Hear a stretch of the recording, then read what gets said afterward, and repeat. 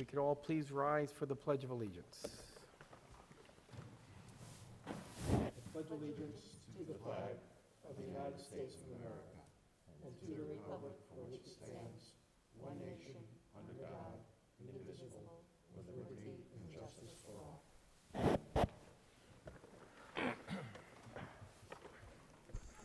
Okay, good evening to the board, to everyone gathered tonight. I'll need a motion, 1.4, to adopt tonight's agenda. I'll make that motion. Second. Is there any discussion? All in favor? Aye. Any opposed? I'll need a motion, 1.5, to approve the board meeting minutes of July 7th, 2021, and it was long and lengthy. I'll make that motion. Is there a second? Second. Is there any discussion or any issues with the draft?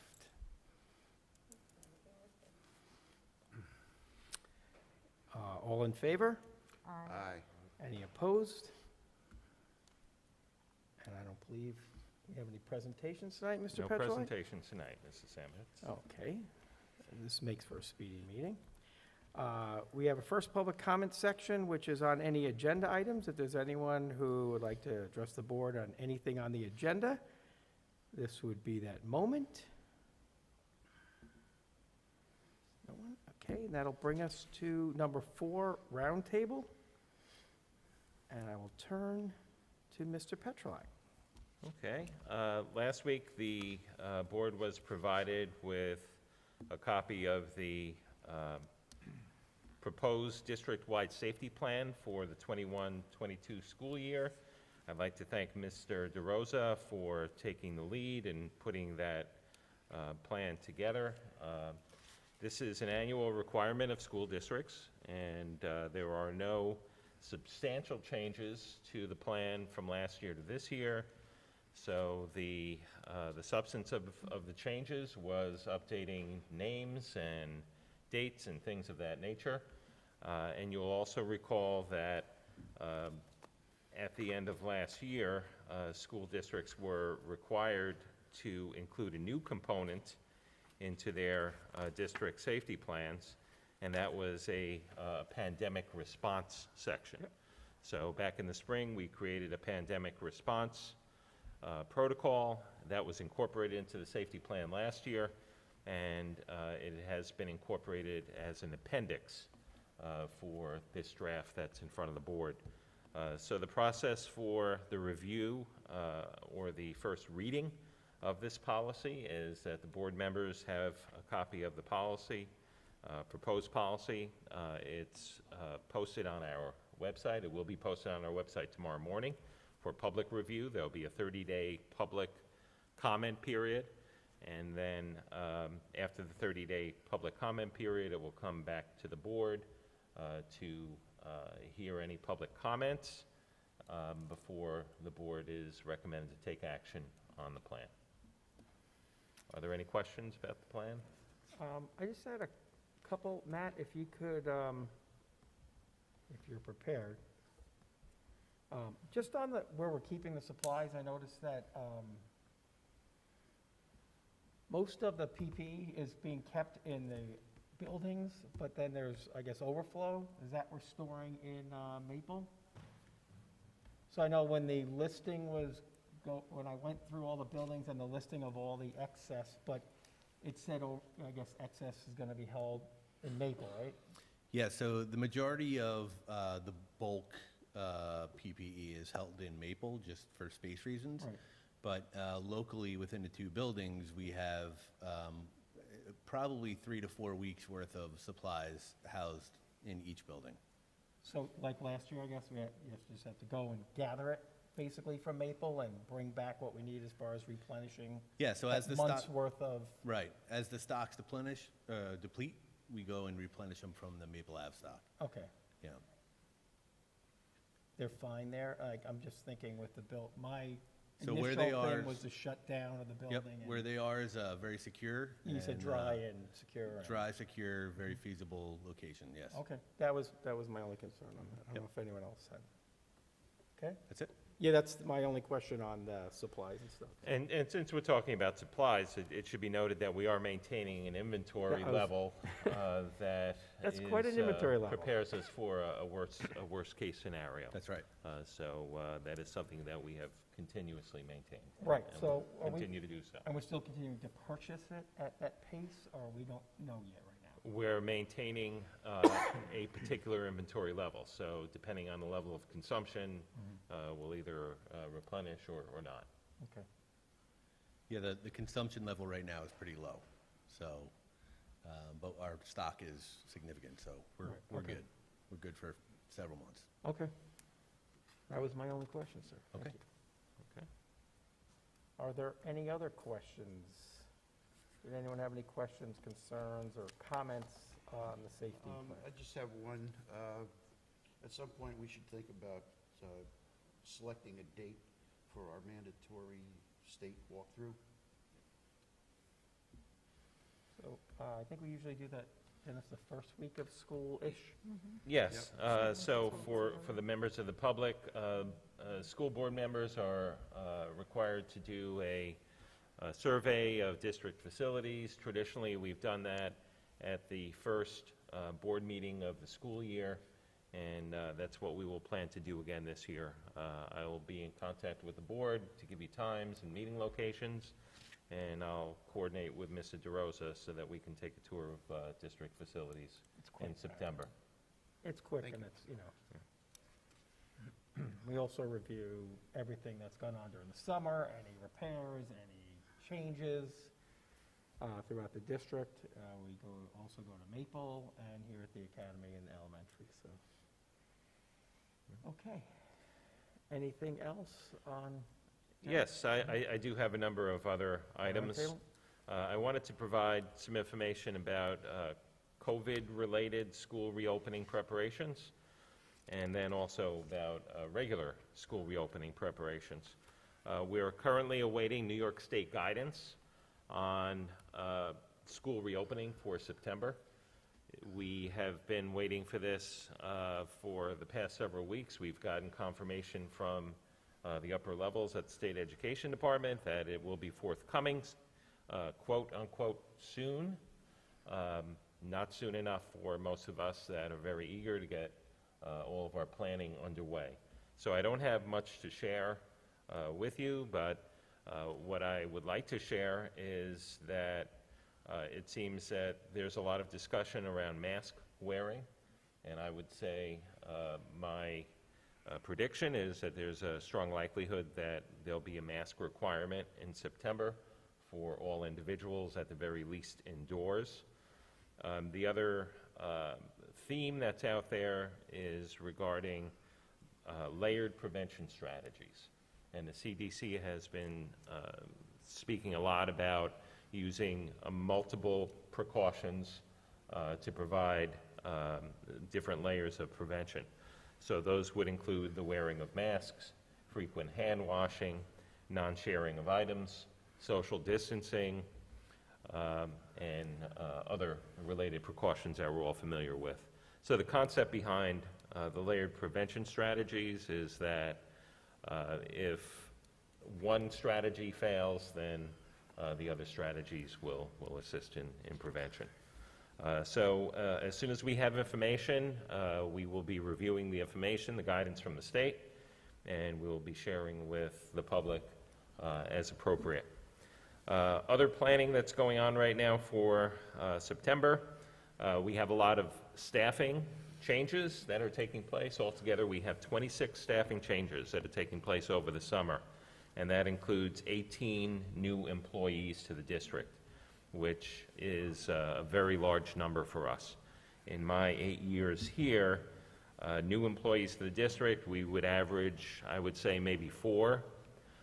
So 18 is really a very big number. Ms. O'Hara is responsible for new staff induction, so she's been busy working on plans for onboarding our new employees.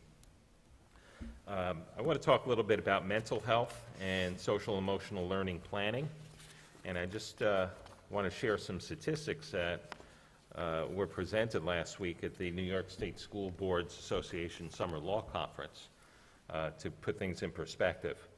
So one of the statistics dealt with a review of healthcare claims for children between the ages of 13 and 18 years old. And what they found was that in the year 2020, the healthcare claims were half of what they were in the previous year. So the significance there is that people were not going to the doctor. And that includes people that went to the doctor for mental health reasons. So that was not happening at the same rate that it normally happens. At the same time, the percent of people that were going for mental health issues, the proportion that were going for either overdoses or self-harm had doubled. So those became, in the past, people would go for mental health referrals for a number of different reasons, of different levels of intensity, but overdoses and self-harm was a big increase last year. ADHD claims significantly decreased last year. I'm not sure what the import of that is. I suspect that that might have been a lot of students that were on remote instruction, and had they been in-person learning, they would have been identified, which means that those are students that will need to be identified in this upcoming year.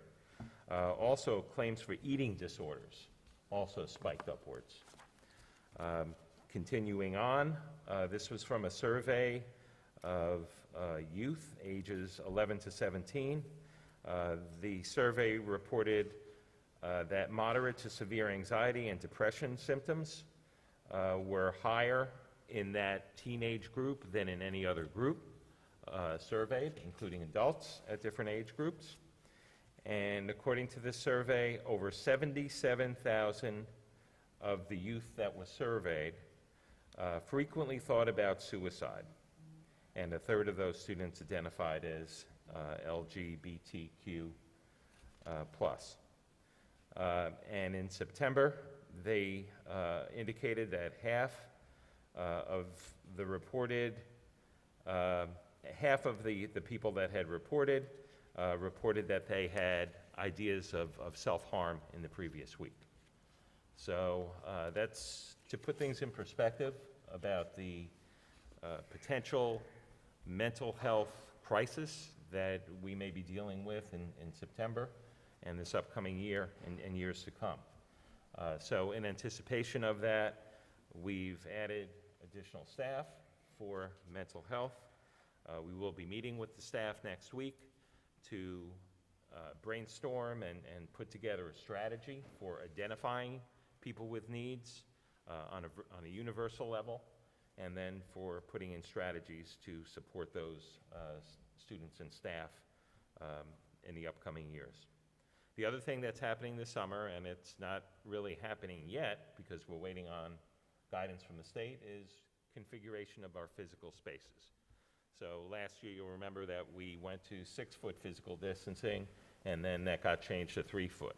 So that meant that we were able to bring more furniture into the building, use different rooms, different configurations around the room. Depending on what the state recommends for September, we may have to reconfigure certain spaces, and that's one of the reasons why we're very eager to get that guidance so that we can get that underway. So those are the major things that we're working on this summer. It's been an extremely busy summer. So moving on, the last item that I have, I want to provide an update about the situation at the Walnut Street baseball field. On July 13th, we held a community meeting with some of the Walnut Street residents, and present at that meeting were myself, Mrs. DeRosa, and Mr. Aguilar. And at that meeting, we heard the community's concerns about foul balls leaving the ball field, about spectators coming onto private property to retrieve foul balls, about disorderly conduct by spectators, and about unauthorized use of the fields. So I explained to the members of the community that the district has suspended approvals for use of baseball games on the baseball field until further notice. But the district does reserve its right to use those fields for other types of practices that don't involve live batting. We are still in the process of reviewing options that will address the concerns that have been brought to our attention. And while we are reviewing these options, there will be no approvals for baseball games. There will be no approvals for any type of live batting. But as I said, we will reserve the right to use that field for other practices, including baseball practice with a baseball cage, if we choose to do that. So that concludes my roundtable report, and I believe Ms. O'Hara has some items. Oh, my favorite. Ms. O'Hara. Good evening. This evening, I'm happy to report and have the opportunity to report on district summer highlights in regard to curriculum instruction. I would also like to publicly, again, welcome the new CS principal, Mary Kate Bosch, who I have already worked with and I'm looking forward to continuing to work with throughout the year. So for a few highlights in regard to curriculum instruction over the summer, at the elementary school, we had Camp Invention under the direction of 4th grade teacher Pam Sinkyu. We had over 45 students participating in Camp Invention in person. So this program focuses on creativity and innovation with with design challenges this year, inclusive of everything from reverse engineering a wireless microphone to exploring energy, fuel, and movement, designing a vehicle prototype. Camp Invention is a collaborative effort in which, in addition to Mrs. Sinkyu as the director, includes teachers such as Jeff Knight, Heather Alvarez, Amy Alden, parent volunteers, as well as 10 high school volunteers. So a special thanks to everyone, including our CES parents, for the continued success of this program. Summer school is currently in progress at both the elementary school as well as the academy. We currently have 91 students enrolled. We're extremely appreciative of the opportunity to continue to support learning for our students, which would not be possible without the dedication and efforts of our teachers and staff in this summer, as well as the support of our parents. As previously announced, we're excited that we are moving forward with our first UPK program. We currently have 30 applications and 18 seats available. So as communicated to our families, the lottery selection is scheduled to take place this Friday at 12 p.m., and that will be live streamed for public viewing. As a final significant highlight for the evening, I would like to recognize Ms. Jennifer Barretto for outstanding leadership and dedication in connecting students to experts in the medical field through her Intro to Health Careers course. Following several attempts at numerous medical facilities and organizations, Ms. Barretto was able to connect with Dr. Evans, who spoke to her students about his personal endeavors and experiences that led to his professional career. Dr. Evans is Vice President of Surgical Services for Bon Secours Charity Health System, a member of the Westchester Medical Center Health Network, Director of the Bloodless Medicine Surgery Program at Good Samaritan Hospital, a board-certified urologist, previously serving as Chief of Urology for Good Samaritan Hospital for 11 years, and the list goes on in regard to Dr. Evans' accomplishments. Since his first presentation, Dr. Evans has returned to speak and answer questions for students interested in the medical field in our district, as well as provide some of his lessons from his mini medical college. Dr. Evans' mini medical school is the only program of its kind and was recently featured in the July issue of the American Urological Association. In the same issue, thanks to the efforts of Ms. Barretto, Chester Academy students were noted in this journal as being the first high school students in New York to participate in this program, featuring a picture of Chester seniors practicing various medical procedures. Ms. Barretto shared she is currently working with Dr. Evans on how to improve medical lessons for high school students from a teacher's viewpoint, and included Dr. Evans will be a shadowing opportunity for our students, which is one of the many reasons Ms. Barretto will be outstanding in her new role as the Workplace Learning Coordinator. As Mr. Petrolak had stated in his response to this outstanding news, we are so fortunate to have you in your new position where you can take your energy, passion, and vision to greater heights. Congratulations and thank you. Nice job. And Jen, on behalf of the board, is that it, Kathy? Anything else exciting? That can't, I have to close with that. You have to. I can't top You always that. top everybody. But Jen, thank you for being leader, number one, and taking over that program. You have big shoes to fill also. But that's critical to our students in Chester, and workplace learning. And I think your amazing style of going out there, being aggressive, and making the connections, that's what it's all about. And that helps our students in the future, gives them all different avenues that they may have not seen. And since Mr. Petrolak came to the district, this was one of our goals, that, workplace learning is essential. So you are the right person, and we can't be happier. Really great job. And that journal is amazing. That whole story is amazing. So thanks for all your hard work. And we expect a lot of that, because that's really where it's at right now. So you are the right person, like I said. So roundtable. Anything from the board for roundtable? There's no activity for Orange County School Boards during the summer. It's funny. It's the only thing that has no activity. I feel like we're drowning. I just had the one. I wanted to thank Mr. Petrolak and Ms. O'Hara where the board had our summer retreat. So the public knows we do that every year. This year we went off campus, which was nice. We went over to thank the town also for letting us use the Sugarloaf Performing Arts Center. So we thank the town of Chester for that. It was very gracious, and we held our meetings, so it goes much better when you're not in the same building, beating on on the same issues. Mr. Petrolak had a great program, and as a board, and everyone could speak to it, but it was very thorough. There are so many issues. You heard some tonight, the COVID alone, and where New York State Ed is going. But as a board, being able to go out and sit and work on the issues, and Ms. O'Hara is her first experience of seeing that process, and her addition to that really was invaluable to the board. But it's where we are able to work on the issues for the upcoming year for the district, and we just wanted to thank you both. It was very well done, and Matt, thanks for your presentation.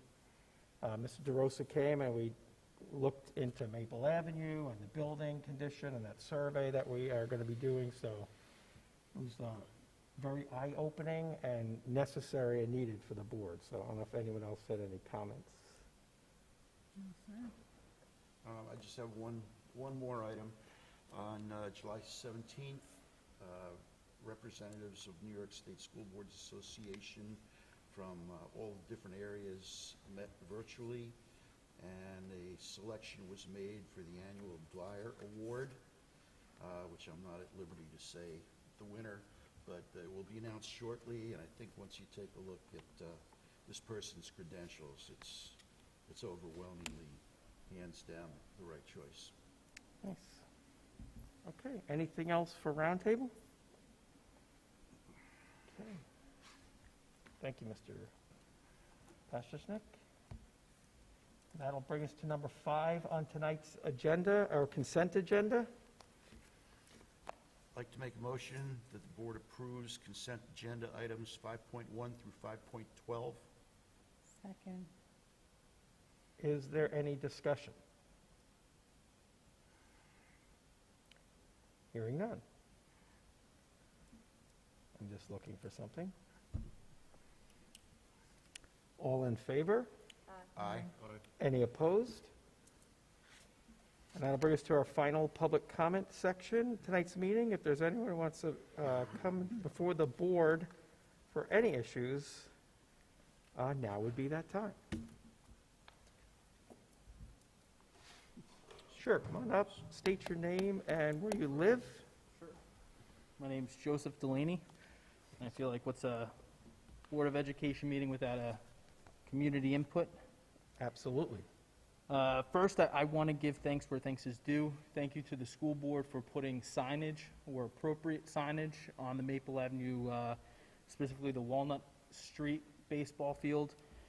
The most recent police report on hand dates back to a 7-Eleven incident where a ball went over the fence into the residential property line. So proper signage on the field is a step closer to making us feel a little bit safer, so I thank you for that. We are thankful for the July 13th meeting with Mr. Petrolak and everybody that attended. We felt that it was very constructive, but at the same time, we remain cautiously optimistic, and I want to emphasize cautiously. We recorded and documented that meeting, and some things were said about specifically the field use of the baseball field, and we feel that some of that language is being backtracked at this point to just games. So I know it's been clarified since, but I do want to point out that we remain cautiously optimistic because some of the items that were discussed seem to be already being backtracked.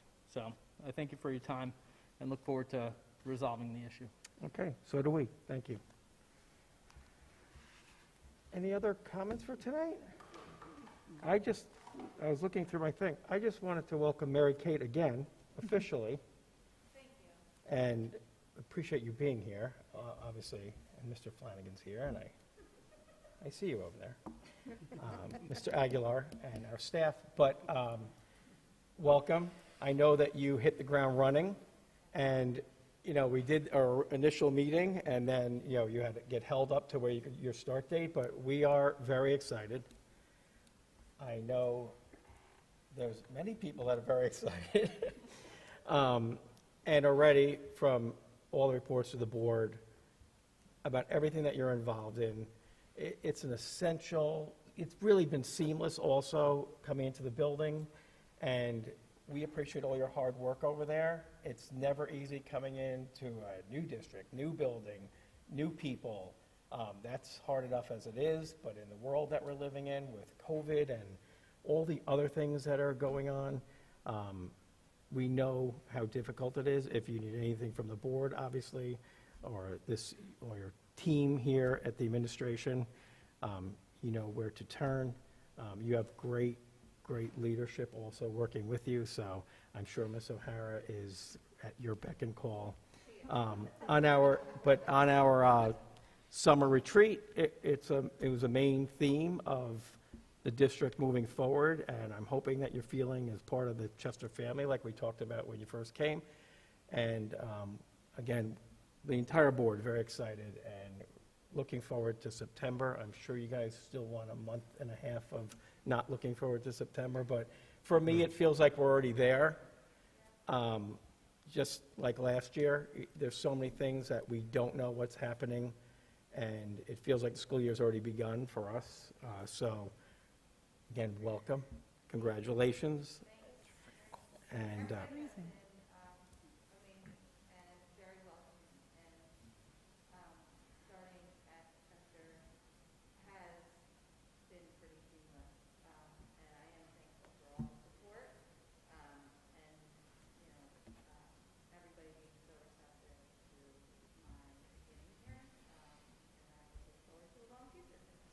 the one thing I promised, and I didn't ever promise it to Ms. O'Hara, is that, I'm still disturbed by the 1968 furniture in the principal's office. But it still looks good. When you go in that office, it still kind of looks good. But, the decor in that, it kind of matches the building, but I've always felt like, wow, that really still looks like 1968. But other than that, if there's anything else that you need, please let us know. Thank you. And I think that'll bring us to number 7. If anyone else has anything? So I'll need a motion, number 7. I'd like to make a motion that the board adjourn. Second. Is there any discussion? All in favor? Aye. Any opposed? Thank you, everyone. Have a great night. We appreciate